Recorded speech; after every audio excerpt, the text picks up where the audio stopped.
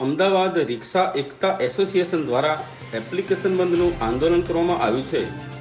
2 દિવસ એપ્લિકેશન બંધ રાખવામાં આવે છે। રિક્ષા એસોસિએશન દ્વારા જણાવવામાં આવે છે કે તેઓની પાસેથી દરરોજના 25 રૂપિયા ચાર્જ વસૂલ કરવામાં આવે છે, જેના કારણે અમે એપ્લિકેશન બંધ રાખીએ છીએ અને અમારો વિરોધ નોંધાવીએ છીએ। વધુમાં તેઓએ જણાવ્યું હતું કે આવનારા દિવસોમાં જો અમારો પ્રોબ્લેમ સોલ્વ નહીં થાય તો અત્યારે તો માત્ર અમદાવાદ પહોંચવા આંદોલન છે, હવે આખા ગુજરાતમાં આંદોલનની શરૂઆત કરવામાં આવશે। Anil Rawal, AB+ news, Ahmedabad.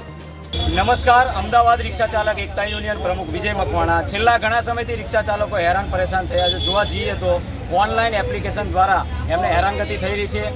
Online application દ્વારા 25 રૂપિયા રોજના એમની પાસેથી લેવામાં આવે છે। તો જોવા જઈએ તો મહિનાના કેટલા થાય, વર્ષના કેટલા થાય। સાથે જોવા જઈએ તો ઓનલાઈન જે ટ્રીપ પડે કેન્સલ થાય તેનો ચાર્જ આપવામાં નથી આવતો।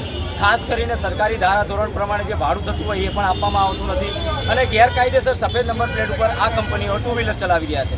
એન કેન પ્રકારે રિક્ષા ચાલકો હેરાન પરેશાન છે। તેના વિરોધમાં અમદાવાદ રિક્ષા ચાલક એકતા યુનિયન દ્વારા આવનાર તારીખ આવતીકાલે 24 અને 25 2 દિવસ ઓનલાઈન એપ્લિકેશન બંધ રાખશે। તમામ રિક્ષા ચાલકોને વિરોધ દર્શાવશે।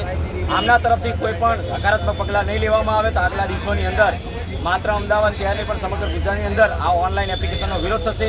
જોવા જઈએ તો આગળ હડતાલ પણ, રિક્ષાની હડતાલ પણ અમે કરી શકશું, જેથી કરીને સરકાર અને તંત્રને તેમજ આ કંપનીઓને અમારી વિનંતી છે કે જેમ બને તેમ જલ્દી અમારો સંપર્ક કરે, ચર્ચા કરવા માટે અમે તૈયાર છીએ। મૂળભૂત સાચા પ્રશ્નો છે, રિક્ષા ચાલકો હેરાન પરેશાન છે ત્યારે આ વિરોધ કરી રહ્યા છે, તો આમાં જેમ બને તેમ જલ્દી નિર્ણય આવે તેવી વિનંતી સાથે, એકતામાં શક્તિના સૂત્ર સાથે। જય હિન્દ, જય ભારત।